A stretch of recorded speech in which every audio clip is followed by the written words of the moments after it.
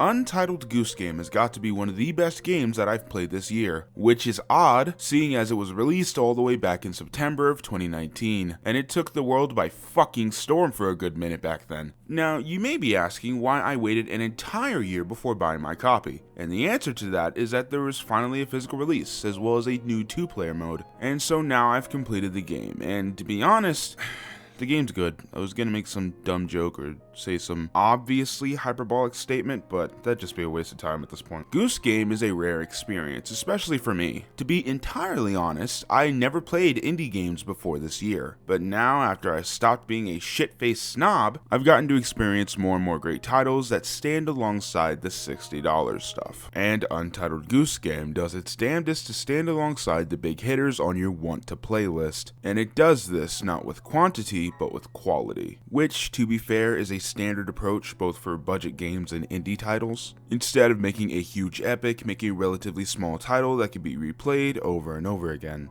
But you have to do this in a way that's 1, enjoyable in the first place, and 2, has enough that's great and unique about it to both make players want to replay it and feel like they got their money's worth. And Goose Game does this, just on a way smaller scale. My playthrough felt extremely unique to me and me alone. The way that I personally ruined everyone's day felt completely different from what somebody else would have done, and most importantly, it controlled really well. I got my copy for the Switch and I played it with a GameCube controller, and it almost felt like it was made for it. There were absolutely no hiccups whatsoever, and when it comes to difficulty, there's no way to really lose in this game. No death screens because PETA would absolutely shit their pants, and no game overs either, meaning that while it can be frustrating, the game never feels defeating. You just try and try again until you finally succeed.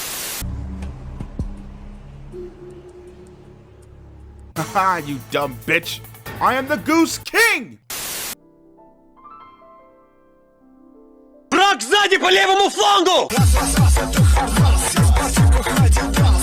But besides gameplay, there's also this amazing art style in this game, which, according to the developers House, yes, that is their name, this look was reminiscent of older children's television shows. Something reminiscent of Postman Pat, or even Thomas the Tank Engine. And now that I know that that's what the look's inspired by, it makes complete sense, but it also adds to the charm. And I mean charm. This game is, oh, the vibe I get from it? Bruh.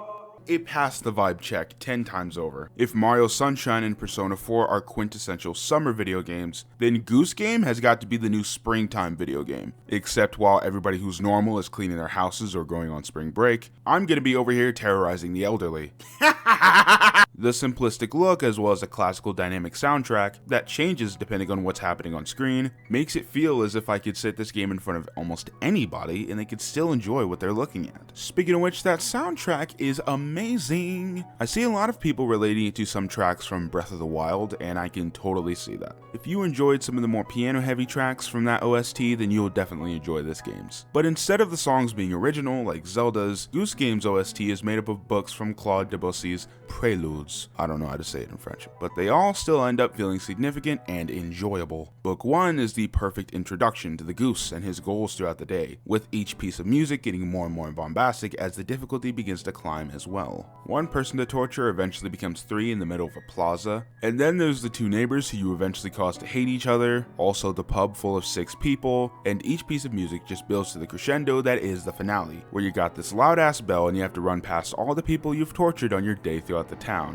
I rarely have this big of a smile on my face as I complete the ending to a video game. Like, most of the time I'm nervous or anxious to finish it, either from my own personal want to see the end of the story, or because I gotta make a video and I need this over ASAP. But with Goose Game, there was a sense of ease. Like, yeah, I'm still stressed, I don't want to lose my bell, I've worked my ass off for this. But along with that stress, there's a sense of enjoyment, like I'm nestled in a warm blanket on a cold night. I feel at ease. House did a great job of making a captivating game with a fun protagonist, especially for a game where you're a fucking bird who doesn't talk. Untitled Goose Game is almost like a playable Bugs Bunny cartoon, one where we, the mischievous animal, get to mess with a ton of innocent people for no apparent reason, except for our own amusement, and while we may fail momentarily, we're never down for the count. And it's all capped off in the end with a spectacular joke, and that's all, folks. You know, I mostly started that comparison as a joke, but it actually kind of fits. 2 to 4 hours is really short, but as I said in my video on Resident Evil 3, it's all about what that developer does with that length. And for me, Goose Game did a hell of a lot with the little time that it had.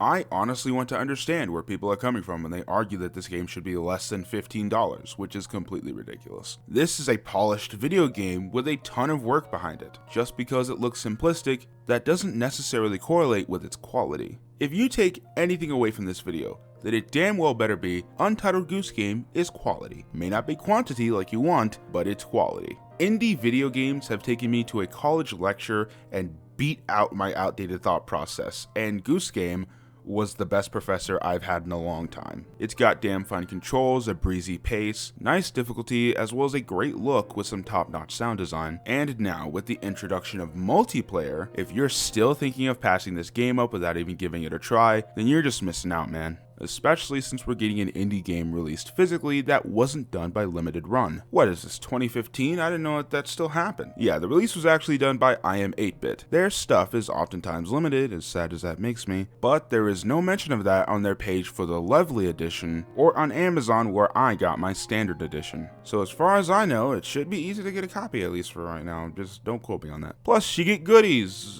That's always a plus. I do love goodies. I promise that wasn't a hentai joke, but at this point, you can't take anything that I say wholesomely. I ruined my own reputation. For $15 digitally and $35 physically, this game is a steal, especially for the caliber of title that you're actually getting.